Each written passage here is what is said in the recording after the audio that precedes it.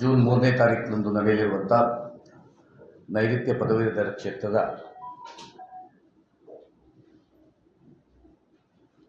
ಸ್ವತಂತ್ರ ಅಭ್ಯರ್ಥಿಯಾಗಿ ನಾನು ಕಣದಲ್ಲಿದ್ದೇನೆ.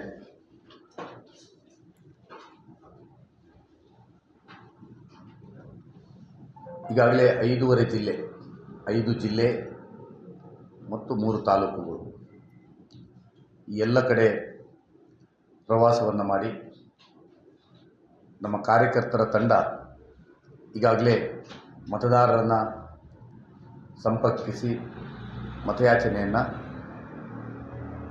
ಮಾಡ್ತಾ ಇದ್ದಾರೆ. ನಾನು ಎಲ್ಲ ಕ್ಷೇತ್ರಗಳಿಗೆ ಸಾಧ್ಯವಾದಷ್ಟು ಭೇಟಿ ನೀಡಿದ್ದೇನೆ. ಒಂದು 2-3 ಕ್ಷೇತ್ರಗಳು ಬಿಟ್ಟು ಹೋಗಿರ್ಬೋದು. ಪುತ್ತೂರಿಗೆ ಇವತ್ತು ಬೆಳಿಗ್ಗೆ ಪುತ್ತೂರು ಶ್ರೀ ಮಹಾಲಿಂಗೇಶ್ವರ ದೇವರ ಆಶೀರ್ವಾದವನ್ನು ಪ್ರಾರ್ಥನೆಯನ್ನು ಸಲ್ಲಿಸಿ ನಾನು ಇವತ್ತು ಹಲವಾರು ಸಂಸ್ಥೆಗಳು, ಶಿಕ್ಷಣ ಸಂಸ್ಥೆಗಳು, ಬಾರ್ ಅಸೋಸಿಯೇಷನ್ನು ಇನ್ನಿತರ ಕಡೆಗೆ ಮತಯಾಚನೆಯನ್ನು ಇವತ್ತು ನಾನು ಪುತ್ತೂರಿನ ಭಾಗದಲ್ಲಿ ಮಾಡುವನಿದ್ದೇನೆ. ನಾನು ಚುನಾವಣೆ ಸ್ಪರ್ಧೆ ಮಾಡುವಂಥ ಸಂದರ್ಭದಲ್ಲಿ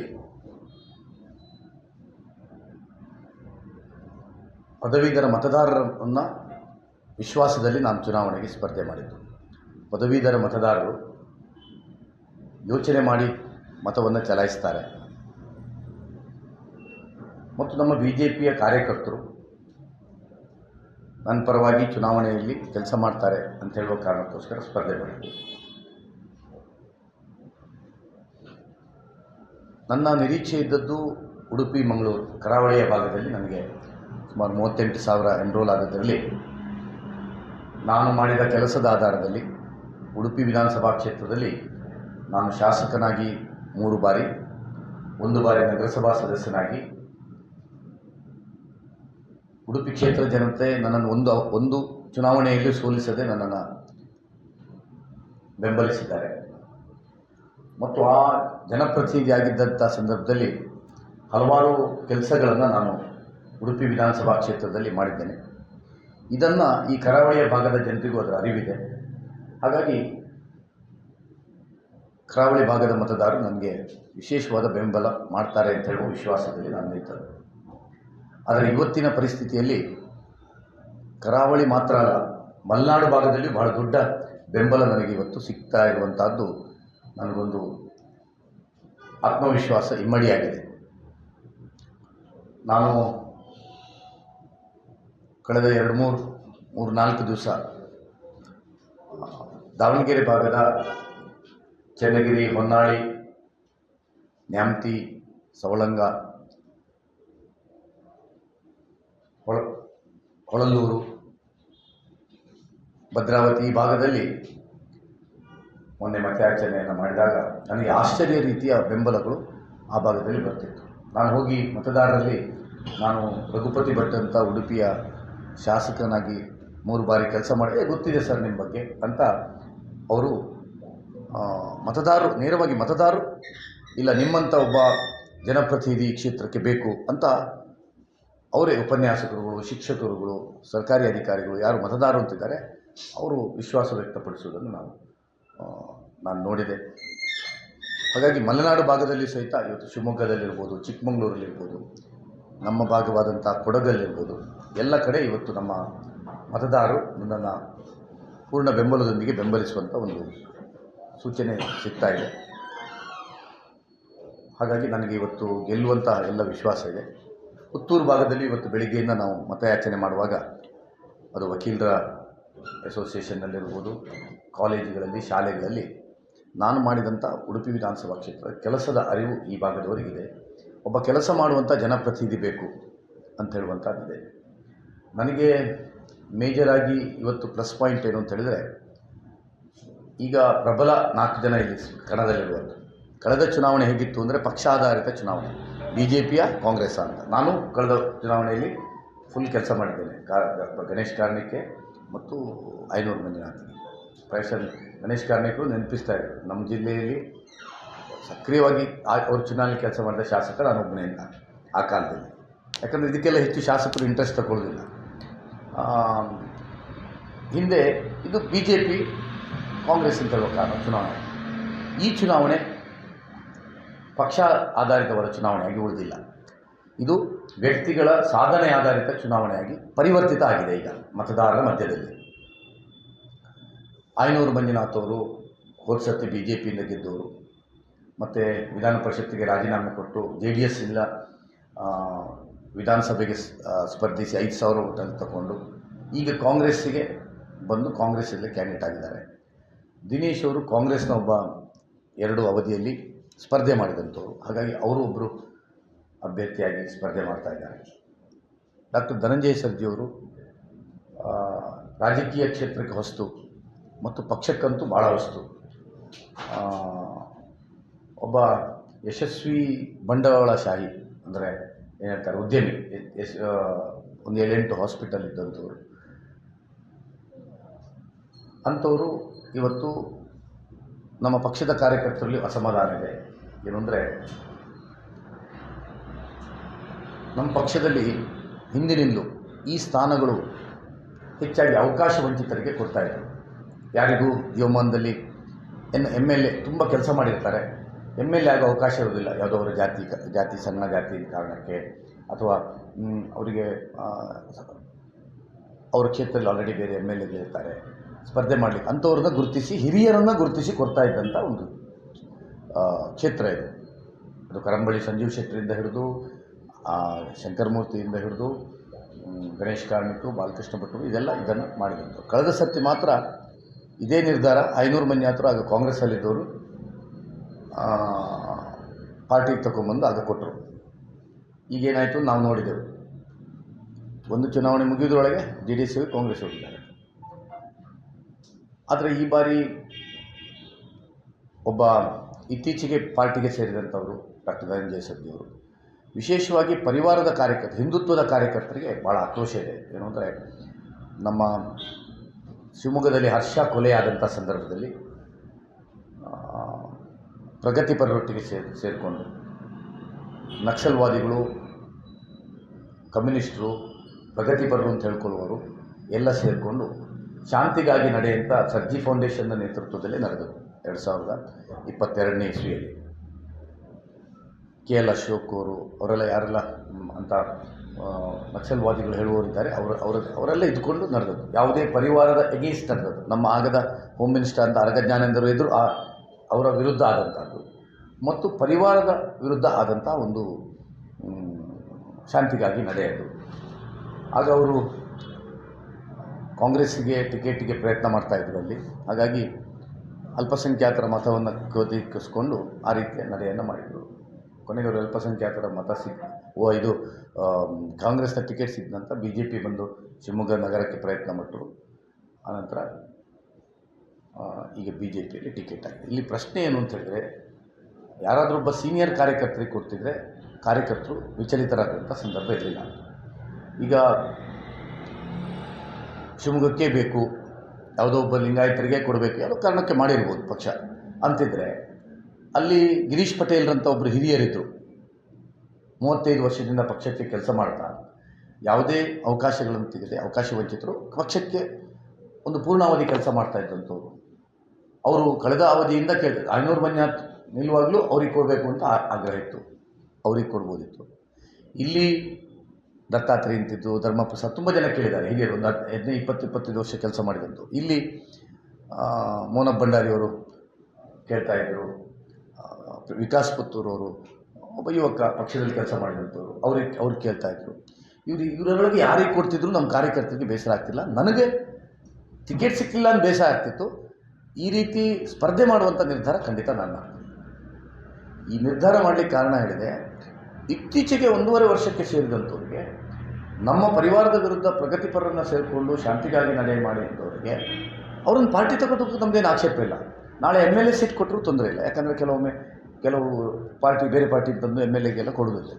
ವಿಧಾನ ಪರಿಷತ್ ಅಂತ ಒಂದು ಸ್ಥಾನವನ್ನು ಕೊಡುವಂಥದ್ದು ಪಕ್ಷದಲ್ಲಿ ಇದು ಒಳ್ಳೆಯ ಲಕ್ಷಣ ಅಲ್ಲ. ಹಾಗಾಗಿ ಕಾರ್ಯಕರ್ತರ ಒಂದು ಆಗ್ರಹದ ಪ್ರಕಾರ ಇಲ್ಲ ಸರ್, ಈ ಸರ್ತಿ ನಾವು ನಿಲ್ಲಬೇಕು ಅಂತ ಹೇಳುವ ಕಾರಣಕ್ಕೋಸ್ಕರ ನಾನು ನಿಂತಿದ್ದೇನೆ. ನಿಂತ ಮೇಲೆ ಇವತ್ತು ಒಳ್ಳೆಯ ಬೆಂಬಲಗಳು ಇವತ್ತು ಸಿಗ್ತಾ ಇದೆ. ನಾನಿವತ್ತು ಚುನಾವಣೆಯಲ್ಲಿ ಮತವನ್ನು ಕೇಳುವಂಥದ್ದು ನನಗೆ ಮೋಸ ಆಗಿದೆ, ನನಗೆ ಓಟ್ ಕೊಡಿ ಅಂತ ಹೇಳಿ ಅಲ್ಲ.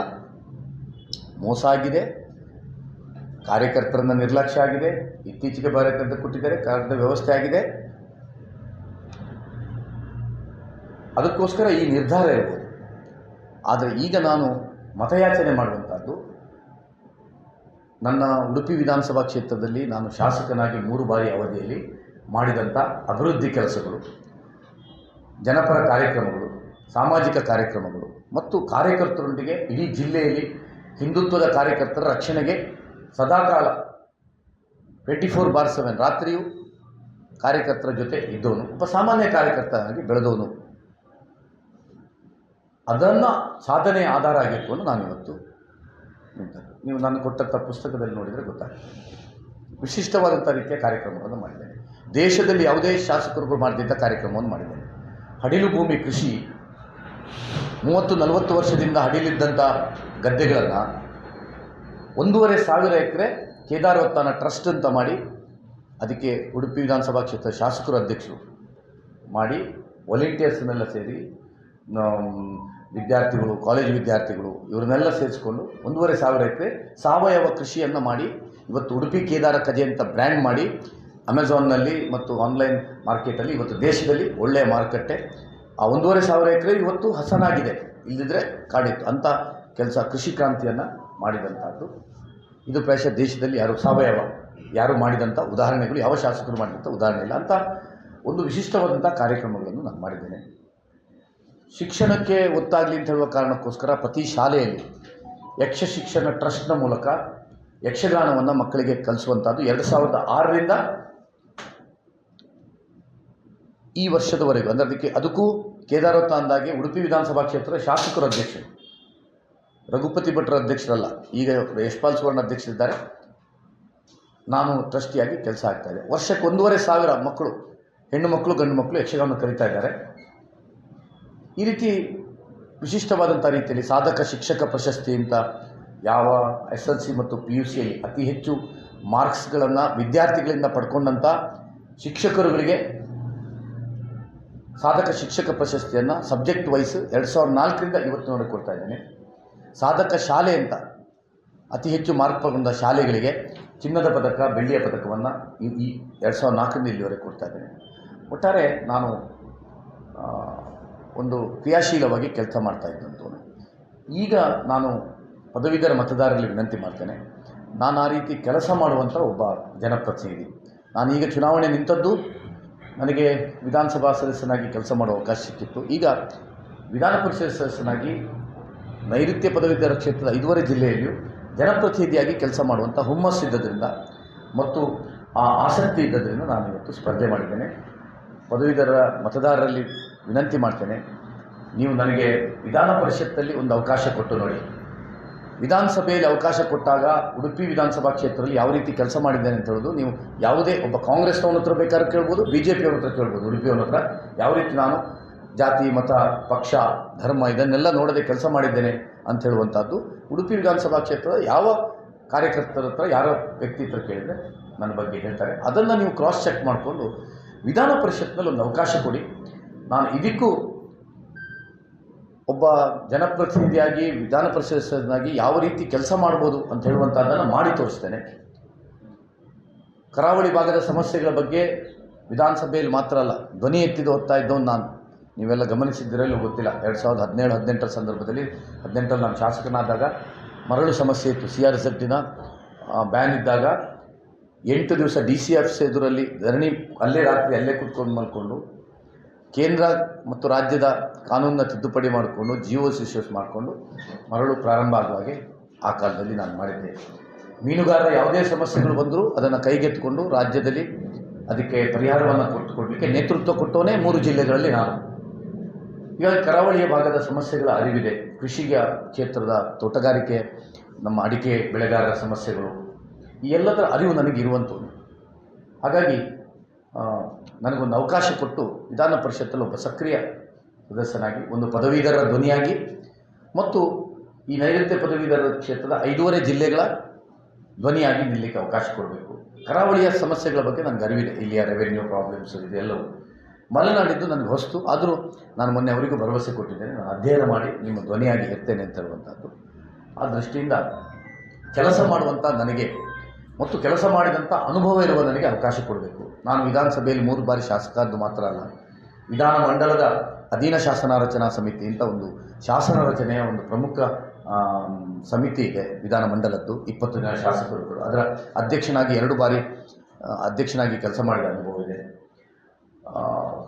ವಿಧಾನಮಂಡಲದ ಸರ್ಕಾರಿ ಭರವಸೆ ಸಮಿತಿ ಅಧ್ಯಕ್ಷನಾಗಿ 2 ಬಾರಿ ಕೆಲಸ ಮಾಡಿದಂಥ ಅನುಭವ ಇದೆ. ಸಂಸದೀಯ ಚಟುವಟಿಕೆಗಳಲ್ಲಿ ತೊಡಗಿಸಿಕೊಂಡಂಥದ್ದು ಮತ್ತು ಇಲಾಖೆಗಳಲ್ಲಿ ಕೆಲಸ ಮಾಡಿ ಅನುದಾನಗಳನ್ನು ತಂದು ಕೆಲಸಗಳನ್ನು ಮಾಡಿಸಿದಂಥ ಅನುಭವ ಇದೆ. ಅದರ ಆಧಾರದಲ್ಲಿ ಪದವೀಧರ ಮತದಾರರು ಈ ಬಾರಿ ಇರುವಂಥ ಅಭ್ಯರ್ಥಿಗಳ ಪೈಕಿ, ಇದು ಪಕ್ಷ ಆಧಾರಿತ ಚುನಾವಣೆ ಅಲ್ಲ, ಈ ಚುನಾವಣೆಯಲ್ಲಿ ಚಿಹ್ನೆ ಇಲ್ಲ, ಈ ಚುನಾವಣೆಯಲ್ಲಿ ಯಾರೋ ಗೆದ್ದು ಸರ್ಕಾರ ರಚನೆ ಆಗಲ್ಲ, ಮುಖ್ಯಮಂತ್ರಿ ಆಗಲ್ಲ, ಈ ಚುನಾವಣೆ ರಚಿಸಿ ಯಾರೋ ಪ್ರಧಾನಮಂತ್ರಿ ಆಗಲಿಕ್ಕೆ ನಾವೆಲ್ಲ ಫುಲ್ ಕೆಲಸ ಮಾಡಿದ್ದೇನೆ. 42 ದಿವಸ ನಾನು ಶಿವಮೊಗ್ಗದ ಲೋಕಸಭೆ ಪ್ರಭಾರಿಯಾಗಿ ಅಲ್ಲೇ ಹಾಲ್ಟ್ ಆಗಿ ಇಡೀ ಶಿವಮೊಗ್ಗ ಲೋಕಸಭೆಯಲ್ಲಿ ಕೆಲಸ ಮಾಡಿದ್ದೇನೆ. ಅದು ಇವತ್ತು ನನಗೆ ಸ್ವಲ್ಪ ಸಹಾಯವಾಗ್ತಾ ಇದೆ. ನನ್ನ ಸಂಪರ್ಕ, ನನ್ನ ಸ್ವಭಾವ ಅಲ್ಲಿಯ ಕಾರ್ಯಕರ್ತರಿಗೆ ಗೊತ್ತಾ, ಈಗ ನನಗೆ ಸಹಾಯ ಮಾಡ್ತಾ ಇದ್ದಾರೆ. ಸೊ ಹಾಗಾಗಿ ಇದು ಯಾವುದೇ ಸರ್ಕಾರ ರಚನೆ ಆಗೋ ಚುನಾವಣೆ ಅಲ್ಲ, ಒಬ್ಬ ಚಿಂತಕರ ಚಾವಡಿಗೆ, ಒಬ್ಬ ವಿಧಾನ ಪರಿಷತ್ತಿಗೆ ಒಬ್ಬ ಪ್ರಬುದ್ಧ ಹೋಗಬೇಕಾದಂಥ ಅವಶ್ಯಕತೆ ಇದೆ. ಈ 4 ಅಭ್ಯರ್ಥಿಗಳ ಪೈಕಿ ನೀವು ಸೂಕ್ತವಾಗಿ ಆಯ್ಕೆ ಮಾಡಿ, ನಾನು ಉಡುಪಿಯಲ್ಲಿ ಮಾಡಿದ ಸಾಧನೆಯನ್ನು ಆಧರಿಸಿ ನನಗೆ ಮತವನ್ನು ಕೊಡಬೇಕು ಅಂತ ನಾನು ತಮ್ಮಲ್ಲಿ ವಿನಂತಿಯನ್ನು ತಮ್ಮ ಮೂಲಕ ಮಾಡಲಿಕ್ಕೆ ಬಯಸ್ತೇನೆ. ಈಗ ಯಶ್ಪಾಲ್ ಸುವರ್ಣರಿಗೆ ಟಿಕೆಟ್ ಕೊಟ್ಟಾಗ ಕಳೆದ ವರ್ಷ ಇನ್ನೊಮ್ಮೆ ತುಂಬ ಭಾವುಕರಾಗಿದ್ದು ಒಂದು ಕ್ಷಣ, ಆದರೂ ಎಲ್ಲವನ್ನು ಮರೆತು ನಾನು ಅವ್ರ ಜೊತೆ ನಾವು ಗೆಲ್ಲಿಸುವ ಮತ್ತೆ ಕೆಲಸ ಮಾಡಿದ್ದೆ. ಅಂದರೆ ಆ ಸಂದರ್ಭದಲ್ಲಿ ನಿಮಗೆ ಪಕ್ಷ ಏನಾದರೂ ಭರವಸೆ ಕೊಟ್ಟಿದೆ, ನಿಮ್ಮ ಮೇಲ್ಮನೆಗೆ ಕಳಿಸ್ತೇನೆ ಅಂತ ಹೇಳಿ? ಆ ಸಂದರ್ಭದಲ್ಲಿ ಕೊಡಲಿಲ್ಲ. ನಾನು ಭಾವುಕನಾದದ್ದು ಹೌದು, ನನ್ನ ಕೆಲಸ ಇಮಿಡಿಯೇಟ್ ಒಂದೇ ದಿವಸದಲ್ಲಿ ಮಾಡಿದ್ದು ಹೌದು. ಆಮೇಲೆ ಕೆಲಸ ಮಾಡಿದ ಮೇಲೆ ನನಗೆ ಎಲ್ಲರೂ ಮಾತಾಡಿಸಿದ್ರು, ಎಲ್ರಿಗೂ ಖುಷಿಯಾಯಿತು.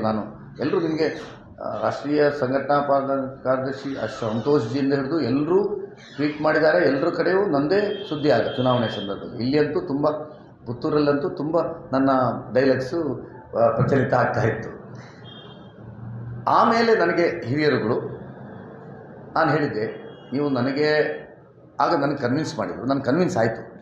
ನನ್ನ ಮನಸ್ಸನ್ನು ನಾನು ಯಾಕೆ ನಿಂತೆ, ಈಗ ನಿಂತೆ ಆಗ ನಿಲ್ಲಿಲ್ಲ ಅಂದರೆ ನೋಡಿ, ಆಗ ಪಕ್ಷಕ್ಕೋಸ್ಕರ ನಾನು ತ್ಯಾಗ ಮಾಡಬೇಕಾಯಿತು, ಒಪ್ಪಿಕೊಂಡೆ. ಯಾಕಂದರೆ ನೋಡಿ, ನಮ್ಮ 3 ಜಿಲ್ಲೆಗಳಲ್ಲಿ ಮೀನುಗಾರರ ಪ್ರಾತಿನಿಧ್ಯ ಇದೆ, ಅವರೆಲ್ಲ ಹಿಂದುತ್ವಕ್ಕದವರು, ಯಾರು ಮೀನುಗಾರರು. 3 ಜಿಲ್ಲೆಯಲ್ಲಿ ಭಾಳ ಸಂಖ್ಯೆಯಲ್ಲಿ ನಮಗೆ ಬೆಂಬಲಿಸುವಂಥದ್ದು.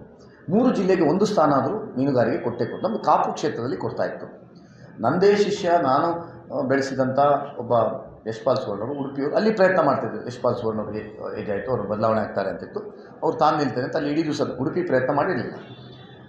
ಕೊನೆಗೆ ಅಲ್ಲಿ ಅವರವರಿಗೆ ಸ್ವಲ್ಪ ಲಾಲಾಜಿ ಮತ್ತು ಅವ್ರ ಮಧ್ಯೆ ಸ್ವಲ್ಪ ಗೊಂದಲಗಳಿತ್ತು. ಆ ಕಾರಣಕ್ಕೂ ಸರ್ವೆಯಲ್ಲಿ ಅವರಲ್ಲಿ ಗೆಲ್ಲಲ್ಲ, ಗುರುಮೇಶ್ವರ ಶಿಟ್ಟಾದ ಮಾತ್ರ ಗೆಲ್ಲುವುದು ಅಂತ ಬಂದಿದೆ. ಮತ್ತು ನಮಗೂ ಸಾಧಾರಣ ಅದು ವಾಸ್ತವಾಂಶ ಗೊತ್ತಿತ್ತು. ವಿನಯ್ ಕುಮಾರ್ ಸೊರಕೆ ಭಾಳ 5 ವರ್ಷ ಆ್ಯಕ್ಟಿವ್ ಇದ್ದಂಥವ್ರು, ಅವರೆದುರು ಗುರುಮೇಶ್ವರ ಶೆಟ್ಟರು ದಾನ ಧರ್ಮ ಮಾಡಿಕೊಂಡು ಸ್ವಲ್ಪ ಸಜ್ಜನವಾಗಿ ಕೆಲಸ ಮಾಡ್ತಾಯಿದ್ರು. ಹಾಗಾಗಿ ಅವರು ಗೆಲ್ಬೋದು, ಇವರಾದರೆ ಗೆಲ್ಲಲ್ಲ. ಈಗ 3 ಜಿಲ್ಲೆ ಒಂದಾದರೂ ಕೊಡಬೇಕಾ? ಆ ಚಾಳದಲ್ಲಿ ಟಿಕೆಟ್ ಹಂಚಲಿಕ್ಕೆ ಕೂತ್ಕೊಳ್ಳೋರಿಗೆ ಗೆಲ್ಲುವುದು ಯಾವುದೊಂದು ಮುಖ್ಯ, ಮತ್ತು ಯಾರ ವ್ಯಕ್ತಿಗೆ ಏನಾಗ್ತದೆ ಅಂತ ಹೇಳೋದು ಮುಖ್ಯ ಇರುವುದಿಲ್ಲ. ನಾನು ಶಾಸಕನಾಗಿ ಹಲವಾರು ಚುನಾವಣೆಗಳಲ್ಲಿ ನಗರಸಭೆ ಟಿಕೆಟ್ನಲ್ಲಿ ಇದೇ ಥರ ಹಂಚಿದ್ದೇನೆ. ಯಾವುದೋ ಒಬ್ಬ ಒಳ್ಳೆ ಕೆಲಸ ಮಾಡೋನಿರ್ತಾನೆ, ಅವನು ಇಡೀ ಸ್ಥಾನೀಯ ಸಮಿತಿ ಅಧ್ಯಕ್ಷನಾಗಿ ಕೆಲಸ ಮಾಡಿರ್ತಾನೆ, ಯಾವುದೋ ಒಂದು ಜಾತಿ ಕೊಡಬೇಕು ಅಂತ ಅವನನ್ನು ತೆಗೆದು ಅವನಿಗೆ ಕೊಡ್ತೇವೆ. ಇಂಥದ್ದು ನಡೆದಿದೆ, ನಾನು ಮಾಡಿದ್ದೇನೆ. ಹಾಗಾಗಿ ನನ್ನ ಕ್ಷೇತ್ರ ಏನಾಗಿತ್ತು ಅಂದರೆ ಯಾರು ನಿಂತರೂ ಗೆಲ್ತಾರೆ ಅಂತಾಗಿತ್ತು.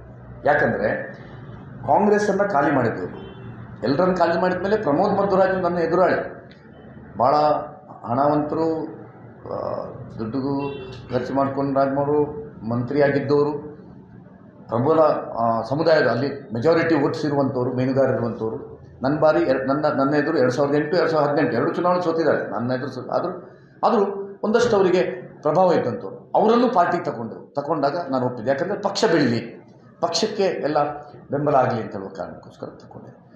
ಇಲ್ಲಿ ಇವ್ರಿಗೆ ಹುಡುಕುವಾಗ ಇಲ್ಲಿ ಖಾಲಿ ಇತ್ತು, ಯಾರನ್ನು ಹಾಕಿದ್ರು ಇಲ್ಲಿ ಗೆಲ್ತದೆ ಅಂತ. ಸೊ ಮೀನುಗಾರರಿಗೆ ಒಂದೇ ಕೊಡಬೇಕು, ಇಲ್ಲಿ ಕೊಟ್ಟರು. ಕೊಡುವಾಗ ಒಬ್ಬ ಕಾರ್ಯಕರ್ತನಿಗೆ ಕೊಟ್ಟಿದ್ದಾರೆ. ಈಗ ಅಲ್ಲಿಯೂ ತೆಗೆದು ಪ್ರಮೋದ್ ಮಧ್ವರಾಜಿಗೆ ಯಾರು ಹೊತ್ತು ಬಂದವರಿಗೆ ಕೊಡ್ತಿದ್ರೆ ಆಗಲೂ ನಾನು ಆಗ ಬಂಡಾಯ ಹೇಳ್ತಿರಲಿಲ್ಲ, ಯಾಕಂದರೆ ನನಗೆ ವಿಧಾನಸಭೆ ಚುನಾವಣೆ ಪಕ್ಷದ ಚಿಹ್ನೆ ಎದುರಲ್ಲ. ಆದರೆ ನಾನು ಕನ್ವಿನ್ಸ್ ಆಯಿತು, ಒಬ್ಬ ಕಾರ್ಯಕರ್ತನಿಗೆ ನಾವು ಇರಲಿಯಪ್ಪ ಆಯಿತು ನಮಗೆ ಇನ್ನೊಂದು. ಈ ಚುನಾವಣೆ ನನಗೆ ಆ ಕನ್ವಿನ್ಸ್ ಆಗಲಿಲ್ಲ. ಯಾಕಾಗಲಿಲ್ಲ ಅಂದರೆ ಭೌಗೋಳಿಕವಾಗಿ ಅನ್ಯಾಯ ಆಗಿದೆ. 40 ವರ್ಷದಿಂದ ಕರಾವಳಿಗೆ ಶಿಕ್ಷಕರು ಕೊಡ್ತಾಯಿದ್ರು, ಯಾರೋ ಕರಂಬಳಿ ಸಂಜುಶೆಟ್ಟರ ಕಾಲದಿಂದ. ಮಲೆನಾಡಿಗೆ ಪದವೀಧರ ಇತ್ತು. ಈ ಸರ್ತಿ NDA ಕಾರಣಕ್ಕೋಸ್ಕರ ಶಿಕ್ಷಕರು ಮಲೆನಾಡಿಗೆ ಕೊಟ್ಟ ಮೇಲೆ ಸ್ವಾಭಾವಿಕ ನ್ಯಾಯವಾಗಿ ನಮಗೆ ಕರಾವಳಿಗೆ ಕೊಟ್ಟೇ ಕೊಡಬೇಕಿತ್ತು. ಯಾವ ನಿಮಗೆ ಯಾವ ರೀಸನ್ ಕೊಡಲಿಕ್ಕಾಗಲ್ಲ ಪಕ್ಷದ ನಾಯಕರಿಗೆ. ಈಗ ಬಂದು ಪಕ್ಷ ನಿರ್ಧಾರ ಮಾಡಿ ಆಗಿದೆ, ನೀವು ಕೆಲಸ ಮಾಡಿ ಅಂತ ಹೇಳ್ತಾರೆ ಕಾರ್ಯಕರ್ತರಿಗೆ, ಭಾರಿ ಒತ್ತಡ ತರ್ತಾ ಇದ್ದಾರೆ. ಆದರೆ ಈ ನಿರ್ಧಾರ ಯಾಕೆ ಮಾಡಿದ್ದೀರಿ ಉತ್ತರ ಕೊಡಲಿ. ಕರಾವಳಿಯ ಭೌಗೋಳಿಕವಾಗಿ ಕರಾವಳಿಯ ಸಂಪ್ರದಾಯವನ್ನು ಎಷ್ಟು ಸಮಯ ಮುರಿದಿದ್ದಲ್ವಾ. ಎರಡನೇದು, ಕೊಟ್ಟವನಲ್ಲಿ ಒಂದು ತಪ್ಪು ಮಾಡಿದರು, ಓಕೆ. ಕೊಟ್ಟಾಗ ಯಾರೋ ಒಬ್ಬ ಸೀನಿಯರಿಗೆ ಕೊಟ್ಟಿದ್ದಾರಾ? ಒಬ್ಬ ಪ್ರಗತಿಪರರೊಟ್ಟಿಗಿದ್ದವರು 1 ವರ್ಷದಿಂದದವರಿಗೆ ಇತ್ತೀಚೆಗೆ ಪಾರ್ಟಿ ಬಂದವರಿಗೆ ಕೊಟ್ಟರು. ಹಾಗಿದ್ದರೆ ಕರಾವಳಿಯ ಜನ ನೀವು ಏನು ನಿರ್ಧಾರ ಮಾಡಿದ್ರು ನಾವು BJP ಅಂತ ಓಟಾಗ್ತೇವೆ, ಮೋದಿಯನ್ನು ನೋಡಿ ಓಟಾಗ್ತೇವೆ. ನೋಡಿ, ಉಡುಪಿ ಜಿಲ್ಲೆಯಲ್ಲಿ 5 ವಿಧಾನಸಭಾ ಕ್ಷೇತ್ರದ ಪೈಕಿ 4 ವಿಧಾನಸಭಾ ಸದಸ್ಯರನ್ನ ಚೇಂಜ್ ಮಾಡಿದರು. ನಾವು 5ಕ್ಕೆ 5 ಗೆಲ್ಲಿಸಿದ್ದೇವೆ ಕಾರ್ಯಕರ್ತರು. ಅಂದರೆ ಇದು ಶಾಶ್ವತ ಅಂತ ಇವ್ರ ಲೆಕ್ಕ. ನಾವು ಅವ್ರಿಗೆ ಬೇಕಾದ ನಿರ್ಧಾರ ಮಾಡ್ತಾ ಇರೋದು, ನಾವು ಇವರು BJP ಅಂತ ಎಲ್ಲ ಕೂತ್ಕೊಂಡು ಕೈ ಕಟ್ಟಿ ಕೂತ್ಕೊಂಡು ಅಂಥೇಳಿ ನಾವು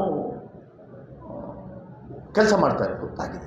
ಈ ಸರ್ತಿ ನಾನು ಅದಕ್ಕೋಸ್ಕರ ಸ್ಪರ್ಧೆ ಮಾಡಲಿ, ಯಾಕಂದರೆ ಆಗ ನನ್ನ ಕನ್ವಿನ್ಸ್ ಆಗಿದೆ ಪಾರ್ಟಿಗೋಸ್ಕರ ನಿರ್ಧಾರ ಸರ್. ಅದು ನನಗೆ ಸೀಟ್ ತಪ್ಪಿದ್ದು. ಇದು ಪಾರ್ಟಿಗೋಸ್ಕರ ನಿರ್ಧಾರ ಅಲ್ಲ.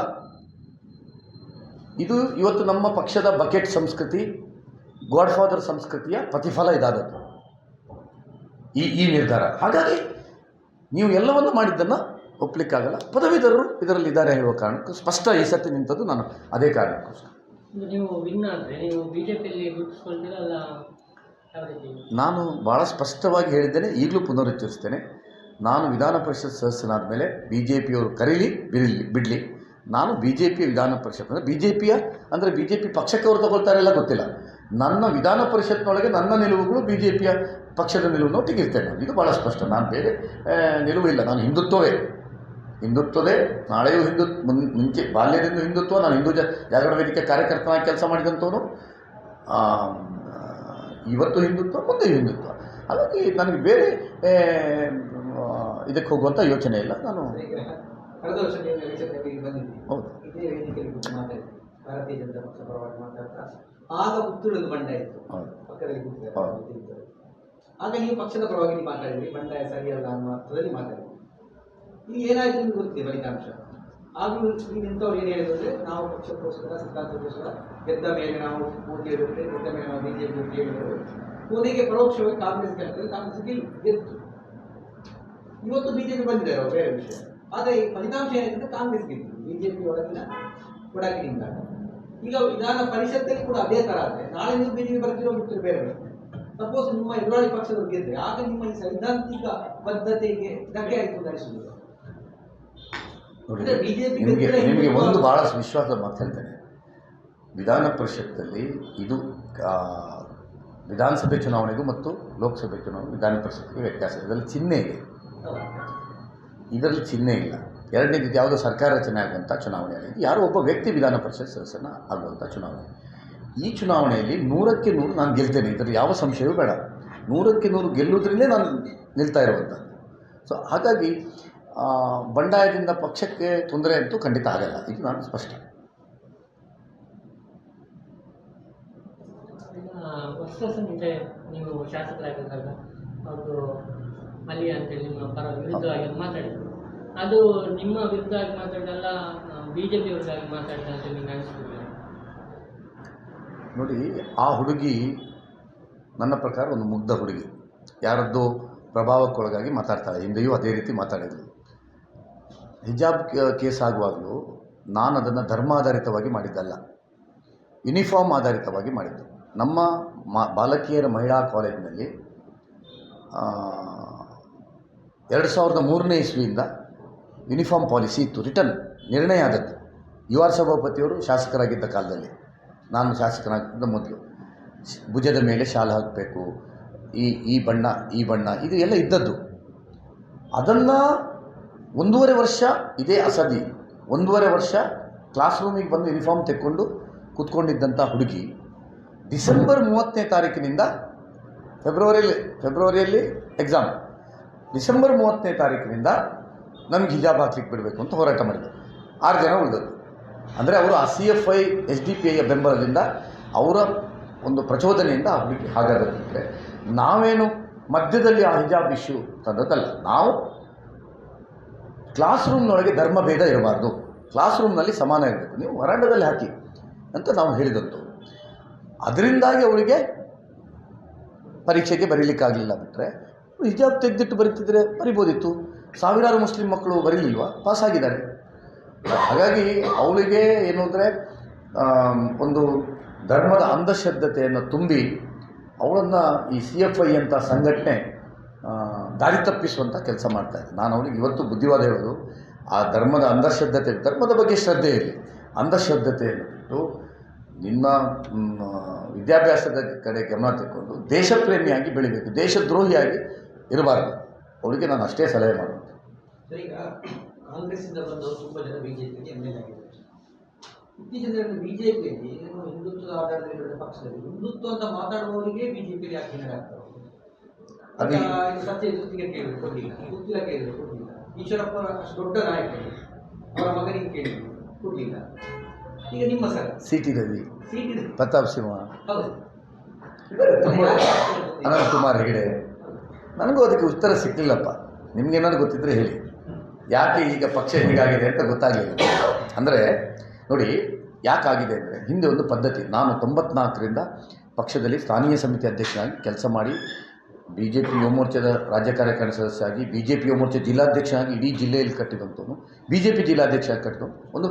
ಒಂದು ಪ್ರಮುಖ ನಿರ್ಧಾರದ ಜಿಲ್ಲೆಯಲ್ಲಿ ಯಾವುದೇ ವಿಷಯಗಳು ನಿರ್ಧಾರ ಮಾಡೋ ಸ್ಥಾನದಲ್ಲಿ ಹಿಂದೆ ಹೇಗಿತ್ತು ಅಂದರೆ ಸ್ಥಾನೀಯ ಸಮಿತಿಗಳಲ್ಲಿ ಕೇಳ್ತಾಯಿದ್ರು. ಅಲ್ಲಿಂದ ನಗರ ಸಮಿತಿಗಳಿಗೆ ಬರ್ತಿತ್ತು, ಮಂಡಲ ಸಮಿತಿ ಬಂದು ಅಲ್ಲಿ ಚರ್ಚೆ ಆಗ್ತಿತ್ತು, ಜಿಲ್ಲೆಯ ಸಮಿತಿ ಬರ್ತಿತ್ತು. ಜಿಲ್ಲೆಯಲ್ಲಿ ಪರಿವಾರದ ಹಿರಿಯರನ್ನು ಕುತ್ಕೊಳ್ಸಿರ್ತಿದ್ರು ಚರ್ಚೆ ಆಗುವಾಗ, ಆಂತರಿಕ ಸಭೆಗಳಲ್ಲಿ, ಬಹಿರಂಗ ಸಭೆಯಲ್ಲ.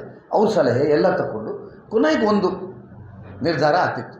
ಈಗ ಆ ಯಾವ BJPಯ ಸಂಸ್ಕೃತಿಯೇ ಹೋಗಿದೆ. ಈಗ ತಳಮಟ್ಟದಿಂದ ಬೂತ್ ಮಟ್ಟದ ಕಾರ್ಯಕರ್ತರನ್ನು ಕೇಳಿ ಕ್ಯಾಂಡಿಡೇಟ್ ಮಾಡುವಂಥದ್ದು ಹೋಗಿದೆ. ಇವತ್ತು ಎಲ್ಲಿ ತನಕ ಬಂದಿದೆ ಅಂದರೆ ರಾಜ್ಯದವರು ಒಂದು ಹೆಸರು ಕಳಿಸಿದ್ರು, ಅದು ಬಿಟ್ಟು ಬೇರೆ ಹೆಸರು ಆಗಿ ಬರ್ತದೆ ಸೆಂಟ್ರಲ್ಲಿ. ಇಲ್ಲಿ ರಾಜ್ಯದವರು ಜಿಲ್ಲೆಯವರನ್ನು ಕೇಳುವ ಸಂಪ್ರದಾಯ ಈ ಸರ್ತಿ MLA ಚುನಾವಣೆಯಲ್ಲಿ ಜಿಲ್ಲೆಯ ಕೋರ್ ಕಮಿಟಿಯಲ್ಲಿ ಒಂದು ನಿಶ್ಚಯ ಆಗಿದೆ. ಕ್ಯಾಂಡಿಡೇಟ್ ಯಾರು ಅಂತ ಚರ್ಚೆ ಯಾರಾಗಿದೆ, ಒಂದು ವೋಟಿಂಗ್ ಅಂತ ಮಾಡಿದ್ರು. ನಾನು ಒಂದು ಬೆಂಗಳೂರಲ್ಲಿ ಒಂದು ಕ್ಷೇತ್ರಕ್ಕೆ ವೋಟಿಂಗ್ ಹೋಗಿದ್ದೆ, ಆ ಡಬ್ಬ ಹೊಡಿಲೇ ಇಲ್ಲ. ಅಂದರೆ ಕಾರ್ಯಕರ್ತರ ಅಭಿಪ್ರಾಯವನ್ನು ಓಪನ್ ಮಾಡಿ ಕೌಂಟಿಂಗೂ ಮಾಡಲಿಲ್ಲ, ಯಾರಿಗೆ ಎಷ್ಟು ಮತ ಸಿಕ್ಕಿದೆ ಅಂತ ನಿರ್ಧಾರದಲ್ಲಿ ಮಾಡಬೇಕಾಗಿಲ್ಲ. ಅಂದರೆ ಇದು ಪಕ್ಷದಲ್ಲಿ ಇವತ್ತು ಹಿಂದೆ ಇದ್ದಂಥ ಸಂಸ್ಕೃತಿಗಳು, ಹಿಂದೆ ಇದ್ದಂಥ ಪದ್ಧತಿ ಇಲ್ಲದೇ ಕಾರಣಕ್ಕೋಸ್ಕರ ಇಂಥ ಪ್ರಾಮಾಣಿಕವಾಗಿ ನಿಷ್ಠಾವಂತ ಕಾರ್ಯಕರ್ತರಿಗೆ, ಹಿಂದುತ್ವದ ಪರ ಕಾರ್ಯಕರ್ತರಿಗೆ, ರಾಷ್ಟ್ರೀಯವಾದಿ ಇರುವಂಥ ಕಾರ್ಯಕರ್ತರಿಗೆ ಅನ್ಯಾಯ ಆಗ್ತಾ ಇರುವಂಥದ್ದು ಆ ಕಾರಣಕ್ಕೋಸ್ಕರ. ಅದನ್ನೇ ಶುದ್ಧೀಕರಣ ಆಗಬೇಕು ಅಂತ ನಾವೆಲ್ಲ ಹೇಳ್ತಾರೆ.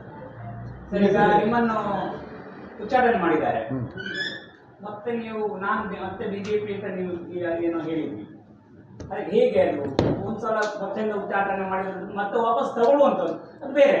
ಆದರೆ ನಾನು BJP ಅಂತ ಹೇಳ್ಕೊಳ್ಳುವಂಥದ್ದು ಒಂದು, ಇನ್ನೊಂದು ನಿಮ್ಮ ಜೊತೆ ಇದ್ದವರಿಗೂ ಕೂಡ ಬಹುಶಃ ಇದೇ ರೀತಿಯ ಶಿಕ್ಷೆಗಳು ಆಗಬಹುದೇನೋ, ಅಥವಾ ಜಿಲ್ಲಾ ಮಟ್ಟದಲ್ಲಿ ಯಾರು ತೊಡಗಿಸಿಕೊಂಡು ಅವರಿಗೆ ಇದೇ ಶಿಕ್ಷೆಗಳು ಆಗಬಹುದಾ? ನೋಡಿ, ಒಂದೇನು ಅಂದರೆ ನಮ್ಮ ಪಕ್ಷದಲ್ಲಿ ಈಗ ಉಚ್ಚಾಟನೆ ಎಷ್ಟು ಬೆಲೆ ಇದೆ ಅಂತ ನೀವು ನೋಡಿದ್ದೀರಿ. ಎಲ್ಲರೂ ಉಚ್ಚಾಟನೆ ಆದವರೇ. ಯಡಿಯೂರಪ್ಪನವರು KJP ಅಂತ ಆಗ ವಿರೋಧ ಮಾಡಿದ್ರೆ ಉಚ್ಚಾಟನೆ ಆಗಿ ಮತ್ತೆ ಮುಖ್ಯಮಂತ್ರಿ ಸ್ಥಾನ ಆಗಿದೆ. ಇತ್ತೀಚಿನ ಉದಾಹರಣೆಗೆ ಜಗದೀಶ್ ಶೆಟ್ಟರು, ನಾನು ಒಂದು ಶಬ್ದವು ಈಗ ನಿಮಗಲ್ಲ, ಇಲ್ಲಿ ಅಲ್ಲ, ಇಡೀ ನನ್ನ ಪತ್ರಿಕಾಗೋಷ್ಠಿಯಲ್ಲಿ ಒಂದು ಶಬ್ದವು ಯಾವ ಪಕ್ಷದ ನಾಯಕನ ವಿರುದ್ಧವೂ ಮಾತಾಡಲಿಲ್ಲ. ಪಕ್ಷದ ವ್ಯವಸ್ಥೆ ತಪ್ಪಾಗಿದೆ ಅಂತ ಹೇಳಿದನ್ನು ಬಿಟ್ಟರೆ ಅದನ್ನು ಸರಿ ಮಾಡಬೇಕು, ಮತ್ತು BJP ಹೇಳಿದನ್ನು ಬಿಟ್ಟರೆ ಪಕ್ಷದ ರಾಷ್ಟ್ರೀಯ ಸಂಘಟನಾ ಪ್ರಧಾನ ಕಾರ್ಯದರ್ಶಿಗೂ ಬೈದಿದ್ದಾರೆ, ಮೋದಿಗೂ ಬೈದಿದ್ದಾರೆ, ಯಡಿಯೂರಪ್ಪನ ಫ್ಯಾಮಿಲಿಗೆ ಬೈದವರಿಗೆ ಒಂದೇ ವರ್ಷದೊಳಗೆ ರತ್ನಗಂಬಳಿ ಹಾಕೊಂಡ್ಬಂದು MP ಟಿಕೆಟ್ ಕೊಟ್ಟಿದೆ. ವಿಧಾನಸಭಾ ಚುನಾವಣೆಯಲ್ಲಿ ನಮ್ಮ ಪಕ್ಷದ ಕ್ಯಾಂಡಿಡೇಟ್ಗಳನ್ನೇ ಸೋಲಿಸಲಿಕ್ಕೆ ಬೇರೆ ಕಡೆ ಹೋಗಿ ಹಣ ವ್ಯವಸ್ಥೆ ಆಗಿ, ಜಾತಿ ವ್ಯವಸ್ಥೆ ಆಗಿ ಸೋಲಿಸಿದಂಥ ಉದಾಹರಣೆಗಳಿದೆ. ಲೋಕಸಭೆ ಚುನಾವಣೆಯಲ್ಲಿ ಅದು ನಡೆದಿದೆ. ನಮ್ಮ BJPಯ ಮುಖ್ಯಮಂತ್ರಿಗಳ ಮೇಲೆ ಮಾಜಿ ಮುಖ್ಯಮಂತ್ರಿಗಳ ಮೇಲೆ, ನಾಯಕರುಗಳ ಮೇಲೆ ಆರೋಪವನ್ನು ಪತ್ರಿಕಾಗೋಷ್ಠಿಯಲ್ಲಿ ಮಾಡಿ ಫಿಗರ್ ಸಮೇತ ಭ್ರಷ್ಟಾಚಾರದ ಆರೋಪ ಮಾಡಿದವರು ಇವರಿಗೆ ಒಂದು ನೋಟಿಸು ಕೊಡಲಿಲ್ಲ. ಇವತ್ತು ಮೊನ್ನೆ ರಾಜ್ಯಸಭಾ ಚುನಾವಣೆ ನಡೆಯಿತು. 2 ಶಾಸಕರು ಅಡ್ಡ ಮತದಾನ ಮಾಡಿದರು, ನಮ್ಮ ಪಕ್ಷಕ್ಕೆ ಹಾಕಲಿಲ್ಲ. ಅವ್ರ ಮೇಲೆ ಒಂದು ನೋಟಿಸು ಕೊಡಲಿಲ್ಲ. ಹಾಗಾಗಿ ಇದೆಲ್ಲ ಚುನಾವಣೆ ಮುಗಿದು ಗೆದ್ದ ಮೇಲೆ ಅದೆಲ್ಲ ಹೋಗ್ತದೆ. ಮತ್ತು ಅವರು ಒಂದು ಪಕ್ಷ ನಾನು ಸೋತೆ ಅಂತ ಅನಿಸುವ, ಅವ್ರು ತಗೊಳ್ಳಿಲ್ಲ. ನನಗೇಂತ ತಲೆ ಬಿಸಿ ಇಲ್ಲ. ನಾನು ನಾಡ್ದು ಚುನಾವಣೆ ಬರುವಾಗ BJP ಯಾರು ಜಿಲ್ಲಾ ಪಂಚಾಯತ್ ತಾಲೂಕು ಪಂಚಾಯತ್ ಯಾರು ಕ್ಯಾಂಡಿಡೇಟ್ ಇರ್ತಾನೆ ಅವನ ಪರವಾಗಿ BJPಯಲ್ಲಿ ಫೀಲ್ಡ್ ಮಾಡಿ ಬರ್ತೇನೆ, ಕೆಲಸ ಮಾಡಿ ಬರ್ತೇನೆ. ಸಾಮಾನ್ಯ ಕಾರ್ಯಕರ್ತನಾಗಿ ಕಾರ್ಯಕರ್ತ ದುಡ್ತಾರೆ ಅವ್ರಿಗೆ. ನಾನು BJP ಇದು ಹಿಡ್ಕೊಂಡು ಮತ್ತೆ ನನ್ನನ್ನು ಉಚ್ಚಾಟನೆ ಮಾಡಲಿಕ್ಕೆ ಏನೂ ಇಲ್ಲ. ನಾನು ಚುನಾವಣೆಯಲ್ಲಿ ಸೀಟ್ ಸಿಕ್ಕಿದ್ರು ಕೆಲಸ ಮಾಡ್ತಿದ್ರು. ರಾಜ್ಯದ ಕಾರ್ಯಕಾರಿಣಿ ಆಗುವಾಗ, ಜಿಲ್ಲೆಯ ಸರುವಾಗ ನನ್ನನ್ನೊಂದು ರಾಜ್ಯ ಕಾರ್ಯಕಾರಿಣಿ ಮೆಂಬರ್ ಮಾಡಬೇಕು ಅಂತ ಇವ್ರಿಗೆ ನೆನಪಾಗಲಿಲ್ಲ. ಅಲ್ಲ, ನನ್ನನ್ನೇನು ವಜಾ ಮಾಡೋದು, ಏನು ನನ್ನ ಯಾವುದು ಪೋಸ್ಟ್ ಇಲ್ಲ ನನಗೆ. ನಾನೊಬ್ಬ ಮಾಜಿ ಶಾಸಕ ಉಚ್ಚಾಟನೆ ಮಾಡಲಿಕ್ಕೆ ಆಗ್ತದೆ ಇಲ್ಲಲ್ಲ ಹೆಸರನ್ನು. ಸಾಮಾನ್ಯ ಕಾರ್ಯಕರ್ತ ಅಂತ ಉಚ್ಚಾರಣೆ ಮಾಡಲಿಕ್ಕೆ ಆಗ್ತದೆ ಇಲ್ಲ. ಕಾರ್ಯಕರ್ತನಾಗಿರ್ತೇನೆ. ನೋಡಿ, ಈ ಚುನಾವಣೆ ನನಗೆ ನಿರ್ಧಾರ. ನಾನು ಎಲೆಕ್ಟ್ರಲ್ ಪೊಲಿಟಿಕ್ಸಲ್ಲಿ ಇರಬೇಕಾ ಬೇಡವಾ ಅಂತ. ಎಲೆಕ್ಟ್ರಲ್ ಪೊಲಿಟಿಕ್ಸ್ ನಾನು ಯಾಕೆ ನಿಂತದ್ದು?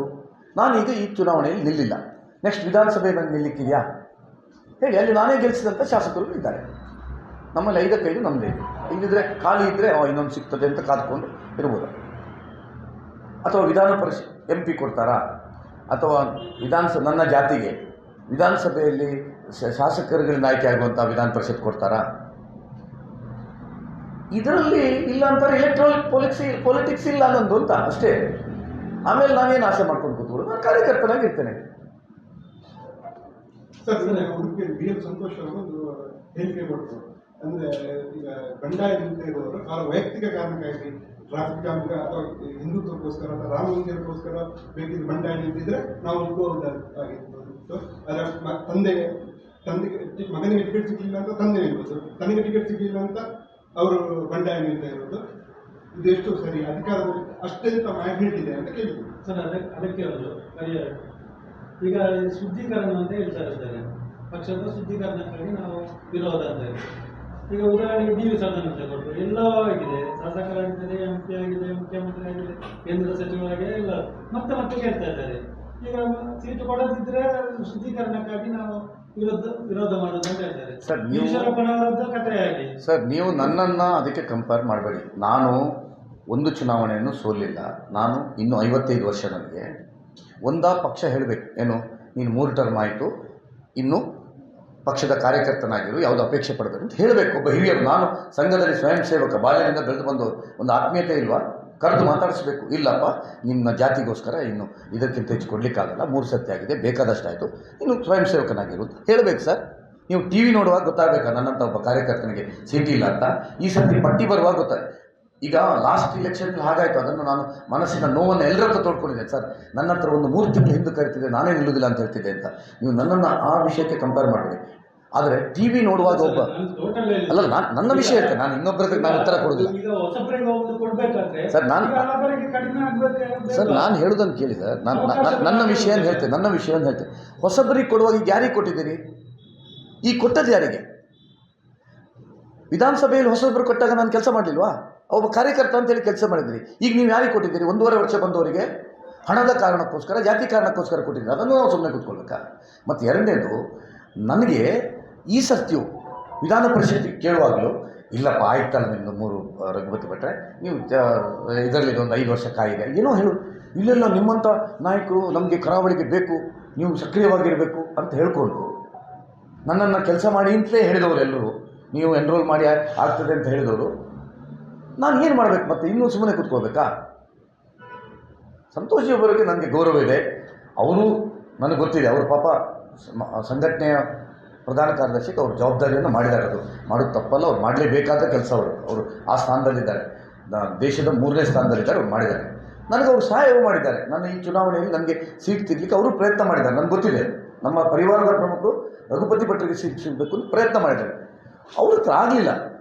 ಆದರೆ ನಾನು ಈ ಸರ್ತಿ ಗೊತ್ತಿಲ್ಲ ಸರ್ ನನಗೆ ಯಾರು ಅಂತ. ಅದು ನೀವೇ ಯೋಚನೆ ಮಾಡ್ಕೊಳ್ಳಿ, ನನಗೆ ಗೊತ್ತಿಲ್ಲ. ನನಗೆ ಸಹಾಯ ಮಾಡಿದ್ದಾರೆ. ಮತ್ತು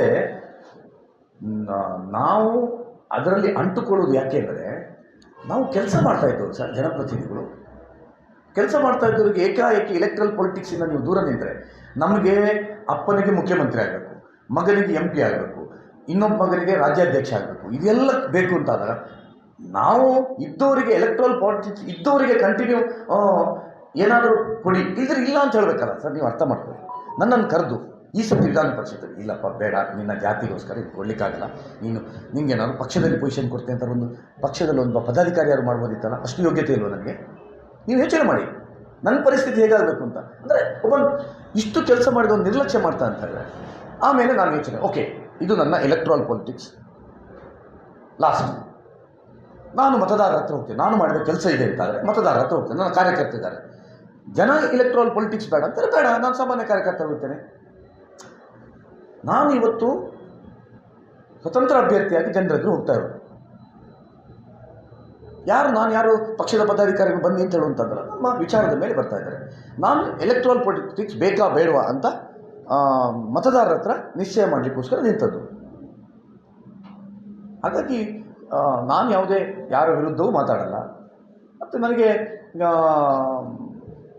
ಪಕ್ಷದಲ್ಲಿ ನಾನು ಮತ್ತೆ ಅದಕ್ಕೆ ಹೇಳಿದ್ದು, ಯಾರಿಗೋ ಸೋಲಿಸಲಿಕ್ಕೆ ಯಾರಿಗೋ ಕಲಿಸ್ಲಿಕ್ಕೆ ನಿಂತದ್ದಲ್ಲ, ನಾನು ನಿಂತು ಕೆಲಸ ಮಾಡಬೇಕು. ಈ ಸರ್ತಿ ವಿಧಾನ ಪರಿಷತ್ ಸದಸ್ಯನಾಗಿ ಕೆಲಸ ಮಾಡಬೇಕು, ಅದಕ್ಕೋಸ್ಕರ ನಿಂತಿದೆ.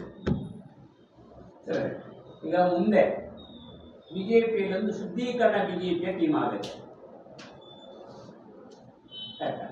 ನಂಗೆ ಗೊತ್ತಿಲ್ಲ ಸರ್, ನನ್ನ ಗಮನದಲ್ಲಿಲ್ಲ. ನೀವು ಕೂಡ ಶುದ್ಧೀಕರಣದ ಬಗ್ಗೆ ಮಾತಾಡ್ತೀರಿ, ಎಲ್ಲರೂ ಶುದ್ಧೀಕರಣದ ಬಗ್ಗೆ ಮಾತಾಡ್ತಾರೆ. ಯಾಕಂದ್ರೆ ಡಿವಿಯಿಂದ ಹಿಡಿದು ಸಿಟಿ ರವಿ ಈಶ್ವರಪುರ ತನಕ ಆ ಟೀಮ್ ದೊಡ್ಡದಾಗಿ ಬೆಳೆಯುತ್ತೆ. ಡಿ.ವಿ. ಅವರಿಗೆ ಅಜೀರ್ಣ ಆಗಿ ಹೇಳುದು, ತಿಂದದ್ದು ಜಾಸ್ತಿಯಾಗಿ ಅವರಿಗೆ, ಯಾಕಂತ ಹೇಳಿದರೆ ಅವರಿಗೆ ಬೇಕಾಷ್ಟು ಅವಕಾಶವನ್ನು ಕೊಟ್ಟರು. ಕರ್ನಾಟಕದ ಭಾರತೀಯ ಜನತಾ ಪಾರ್ಟಿ ಇತಿಹಾಸದಲ್ಲಿ ಯಾವುದೇ ಒಬ್ಬ ಸಾಮಾನ್ಯ ಕಾರ್ಯಕರ್ತನಿಗೋ ನಾಯಕನಿಗೋ ಸಿಕ್ಕದಂತಹ ಪರಿಗಣನೆ ಡಿ.ವಿ. ಸದಾನಂದ ಗೌಡರಿಗೆ ಸಿಕ್ಕಿದೆ. ಇಲ್ಲ ಅಂತ ನೀವು ಹೇಳಿ, ಅದನ್ನೇ ಹೇಳ್ತೇನೆ. ಅವರಿಗೆ ಮತ್ತೆ ಬೇಕು ಅಂತೇಳಿ ಅವರಿಗೆ ಕೊಟ್ಟದ್ದು, ಹಾಗೆ ಕೊಟ್ಟವರ ತಪ್ಪು, ಅವರ ತಪ್ಪಲ್ಲ. ಭಾರತೀಯ ಜನತಾ ಪಾರ್ಟಿ ಯಾರು ಟಾಪ್ ಬ್ರಾಸ್ ಮೇಲೆ ಇದ್ದಾರೆ, ನಾಯಕರಿದ್ದಾರೆ, ಅವರ ತಪ್ಪು. ಶುದ್ಧೀಕರಣ ಅಂತ ಹೇಳೋ ರೀತಿಯಲ್ಲಿ ನೀವು ಶುದ್ಧೀಕರಣ ಅಂತ ಹೇಳ್ತೀರಿ. ಇದೆಲ್ಲ ಶುದ್ಧೀಕರಣದ ಭಾಗ, ನೆನ್ಪಿಟ್ಟುಕೊಳ್ಳಿ. ಶುದ್ಧೀಕರಣ ಹೇಗೆ ಅಂತೇಳಿ ಎದ್ದು ನಿಂತು ಬೆಳಿಗ್ಗೆ ಎದ್ದ ಕೂಡಲೇ ಕಸ ಗುಡಿಸ್ಲಿಕ್ಕೆ ಹೋಗ್ಲಿಕ್ಕೆ ರಾಜಕೀಯ ವ್ಯವಸ್ಥೆಯಲ್ಲೂ ಸಾಮಾಜಿಕ ವ್ಯವಸ್ಥೆಯಲ್ಲೂ ಸಾಧ್ಯ ಇಲ್ಲ. ನಮಗೆ ಇಂತಹ ನಾಯಕರು ನಮ್ಮ ಕೈಗೆ ಸಿಕ್ಕುವಾಗ ನಾವು ಶುದ್ಧೀಕರಣ ಮಾಡಿಯೇ ಮಾಡ್ತೇವೆ. ಯಾಕೆ ಮಾಡೋದಿಲ್ಲ? ನಾನು ಸಹ ಕೇಳಿದ್ದನ್ನೇ, ಆ ರೀತಿಯ ಅವಕಾಶ ಪಡೆದುಕೊಂಡವರು ಶುದ್ಧೀಕರಣ, ಅವರು ಆಗ ಒಂದು ಶುದ್ಧೀಕರಣ ಅಂತ ಹೇಳೋದು. ಪುತ್ತೂರಿನಲ್ಲಿ ಬಂಡಾಯ ಅಭ್ಯರ್ಥಿ ಒಂದು ಕಥೆ ಹೇಳಿದ್ದೀವಿ. ಇಲ್ಲಿ ಆ ಪಾಪ ಮಾತೆಯನ್ನು ಕರ್ಕೊಂಡು ಬಂದಿದ್ದು ಮಾನ ಕಳಿಬೇಕಾದ ಅಗತ್ಯ ಇತ್ತ? ತೀರ್ಮಾನ ಯಾರು ತಗೊಂಡದ್ದು? ಯಾರ ಹತ್ರ ಕೇಳಿ ತಗೊಂಡದ್ದು? ಕಾರ್ಯಕರ್ತರಲ್ಲಿ ಬೂತ್ ಲೆವೆಲಲ್ಲಿ ಸರ್ವೆ ಮಾಡಿ ತಗೊಂಡಿದ್ದಾರಾ? ಈಗ ರಘುಪತಿ ಭಟ್ರನ್ನೇ ಹೇಳೋದು ನಾನು, ಇವ್ರ ಹತ್ರ ಒಂದು ಮಾತು ಕೇಳಿ ಹೀಗೆ ಮಾಡೋ ಮಾರ್ರೆ ಅಂತೇಳಿ ಹೇಳ್ಬೋದಿತ್ತಲ್ಲ. ಎಲ್ಲಿದ್ದೋ ಒಬ್ಬರನ್ನು ಕರ್ಕೊಂಡು ಬಂದು ನಮ್ಮ ಇದರ ಬಗ್ಗೆ ಆಚಾರ ವಿಚಾರ ಸಂಸ್ಕಾರ ಸಂಪ್ರದಾಯ ಮಣ್ಣಿನ ಬಗ್ಗೆ ಒಂದು ಚೂರು ಗೊತ್ತಿಲ್ಲದ ವ್ಯಕ್ತಿಯನ್ನು ಕರ್ಕೊಂಡು ಬಂದು ನಿಲ್ಲಿಸಿದರೆ ನಾವು ಸಹಿಸಿಕೊಳ್ಳೋದು ಹೇಗೆ ಸ್ವಾಮಿ? ನೀವು ಅರ್ಥ ಮಾಡಿಕೊಳ್ಳಿ. ಇದು ಶುದ್ಧೀಕರಣ ಮಾಡುವಂಥ ರೀತಿ.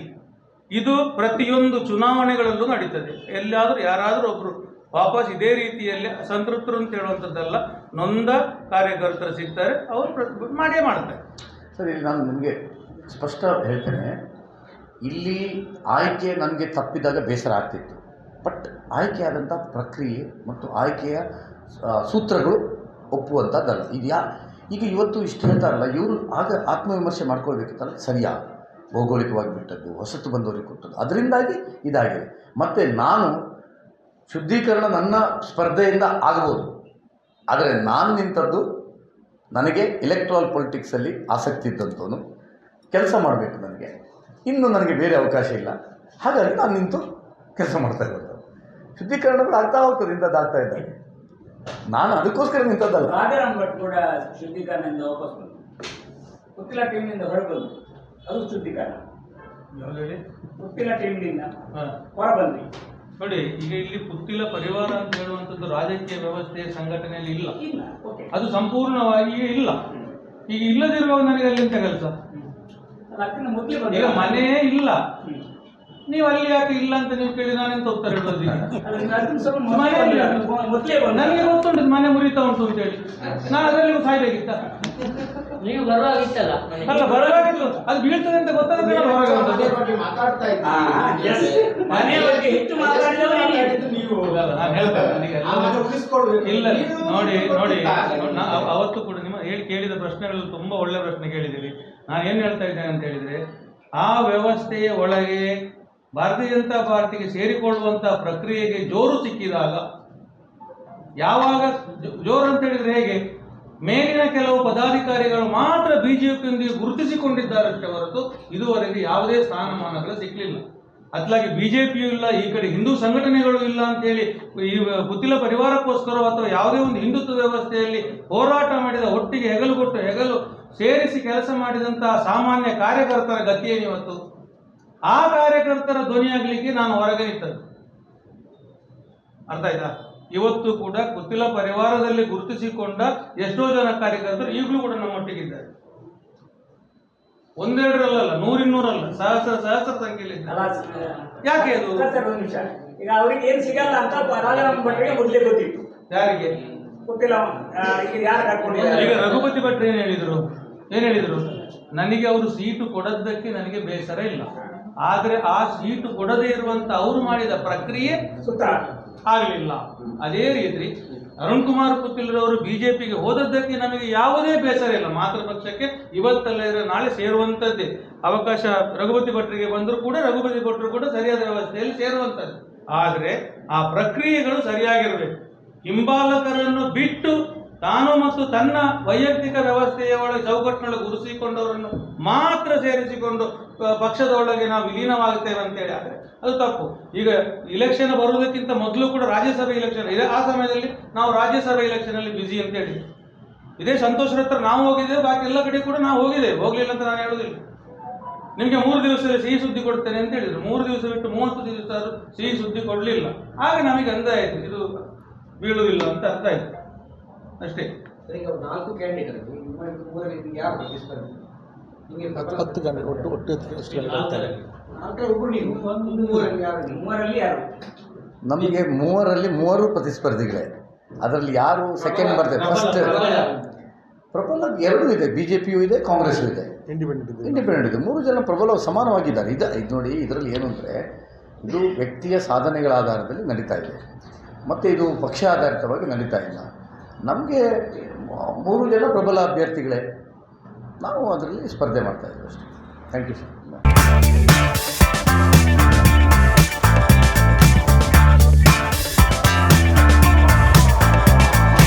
ಚೇತನಾಸ್ ಬ್ಯೂಟಿ ಲಾಂಜ್, ನಿಮ್ಮೊಳಗಿನ ಸೌಂದರ್ಯದ ಅನಾವರಣದ ತಾಣ.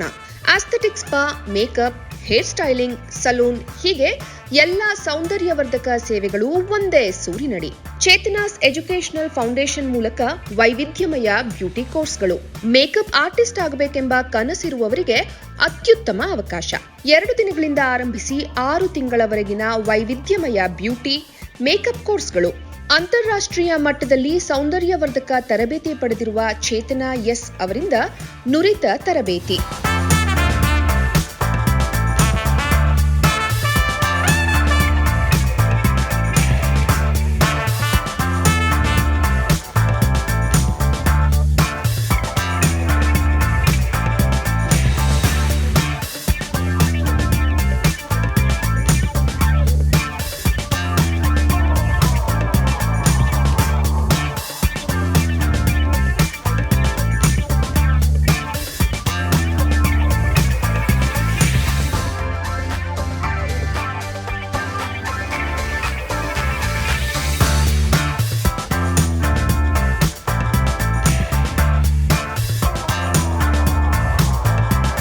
ಈ ಅದ್ಭುತ ಅವಕಾಶವನ್ನ ಸದುಪಯೋಗಪಡಿಸಿಕೊಳ್ಳಿ. ಚೇತನಾಸ್ ಬ್ಯೂಟಿ ಲಾಂಜ್ 3ನೇ ಮಹಡಿ, Kankanadi gate building, Kankanadi bypass ರಸ್ತೆ, ಮಂಗಳೂರು 575002. ಮೊಬೈಲ್ ಸಂಖ್ಯೆ 9845292411, 9108583714, 89041739114. Email chetanabeautystudio@gmail.com. Web www.cblaunch.com. ಸುದ್ದಿ ಚಾನಲ್, ಕ್ಷಣ ಕ್ಷಣದ ಸುದ್ದಿಗಾಗಿ